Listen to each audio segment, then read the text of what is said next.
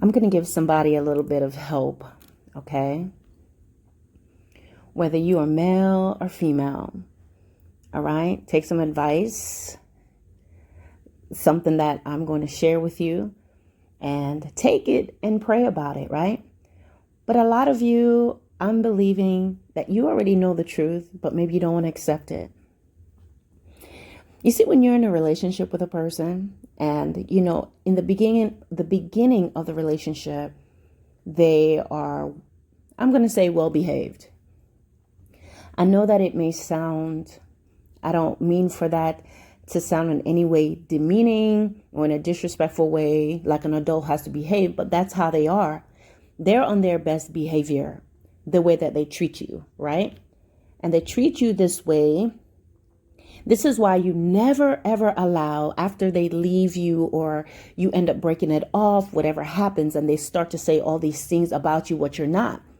Because if you were not all that, and if you were just this thing to do, or if you were someone that was stupid and you were ugly and you were this and you were that, or whatever they want to say, why would they get with you in the first place? And then on top of it, their behavior toward you and the way that they treated you. No, there's something about you.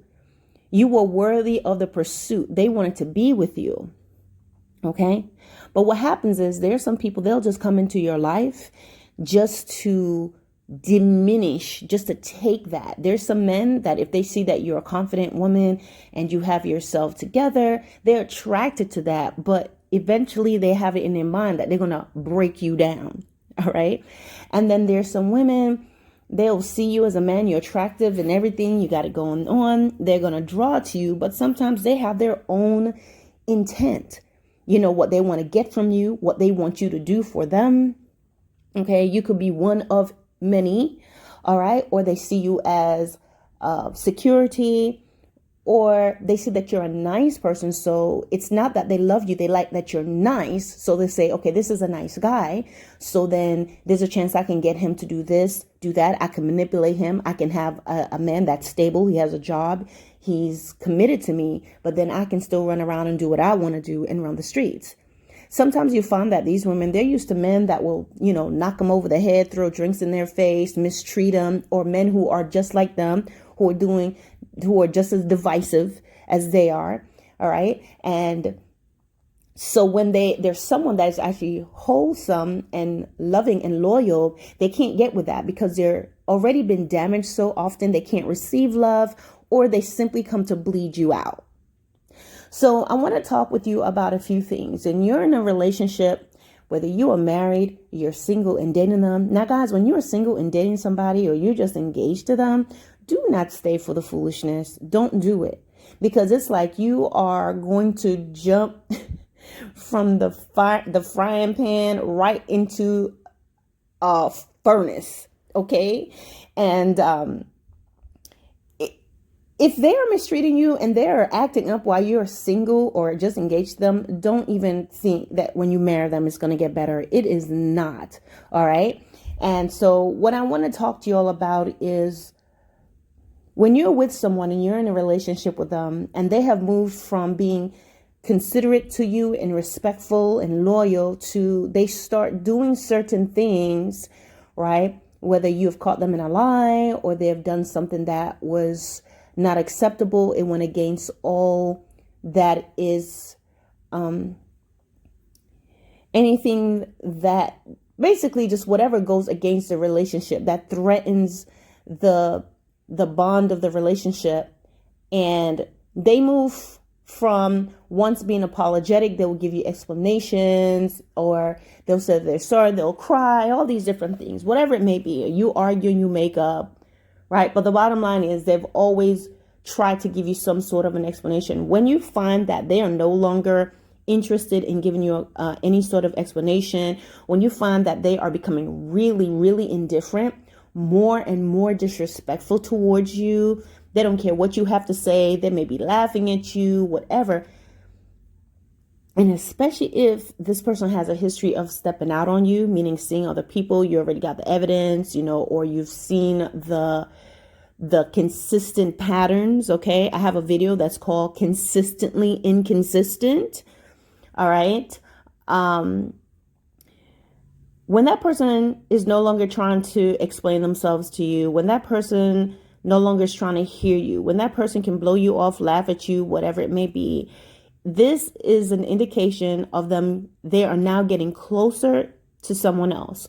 Sometimes when they're in a relationship with you and they still have not established something, quote unquote, solid with the person that they're seeing or the individuals that they're seeing.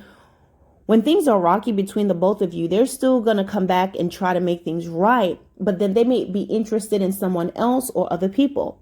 When they see things are getting more and more rocky, they start to get closer to someone else.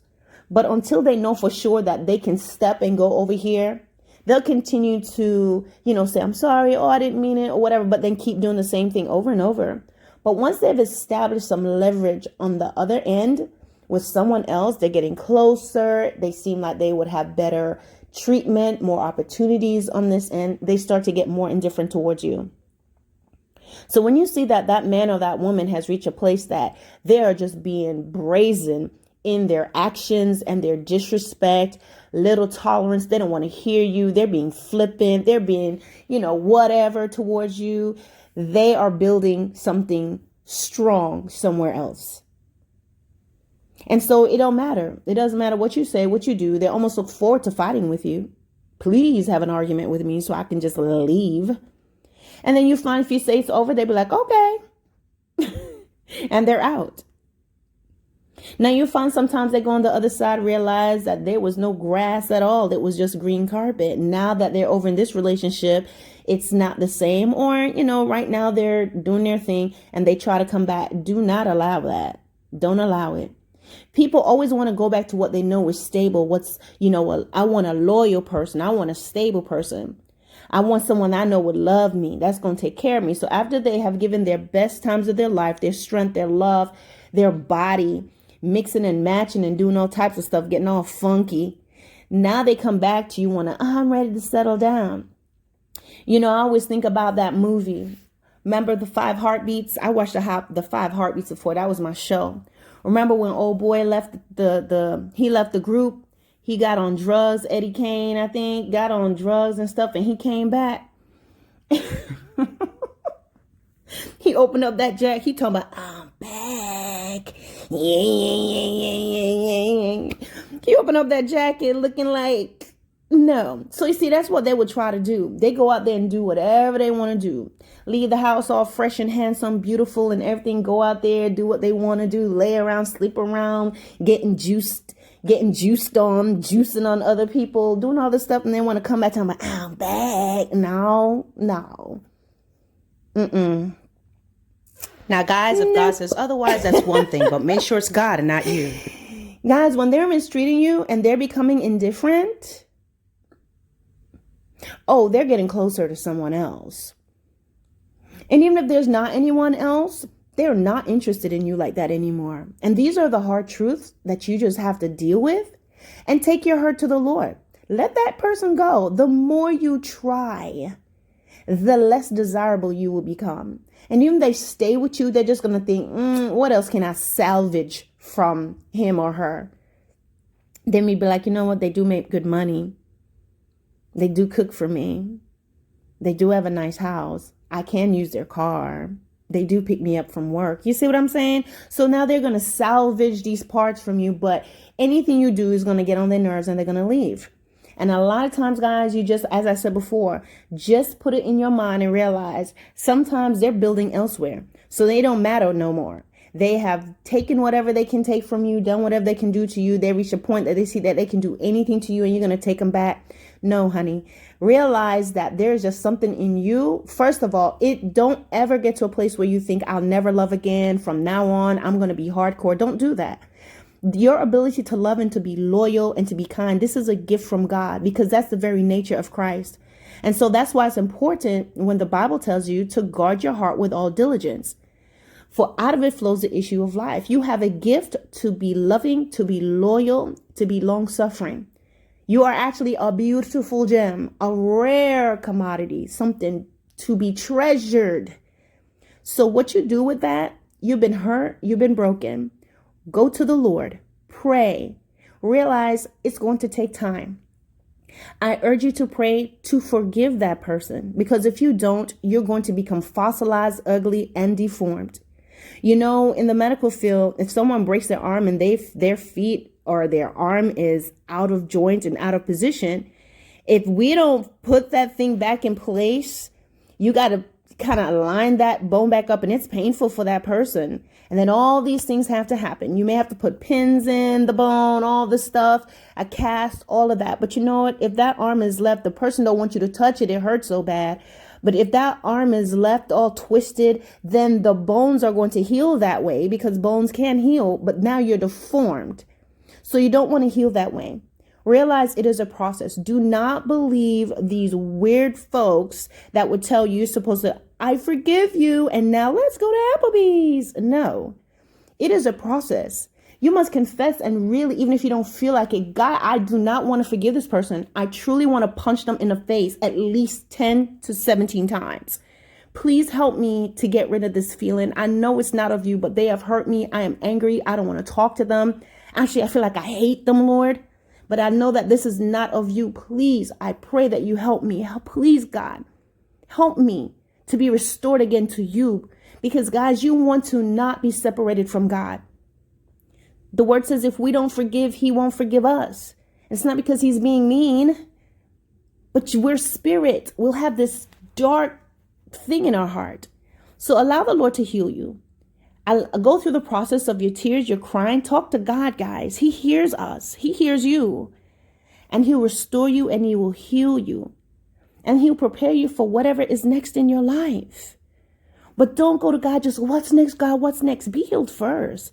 Because if you don't get healed, you're going to go in that next relationship reflecting on all the stuff that happened to you in your old relationship. And then guess what? You become what your ex was to somebody else, because you still have baggage. Okay, guys? So I hope this helps someone. It encourages someone. Step out of that. You are worthy of true love. You're worthy of true friendships. This can also apply to friendships, guys. This can apply to family members, church folks, church leaders, friendships. You know that friend, you're always loyal, but they're not. Guys, don't let people use you. We have purpose. God has called us to do things. Guys, relationships and our, love relationships and all those things, guys, we're here for way more than that. So let's delve into our purpose. Do the things that God has called us to do, guys. But in the meantime, he knows you're hurting, and he knows that you're crying, and he hears your tears, and he sees your tears. So turn to him.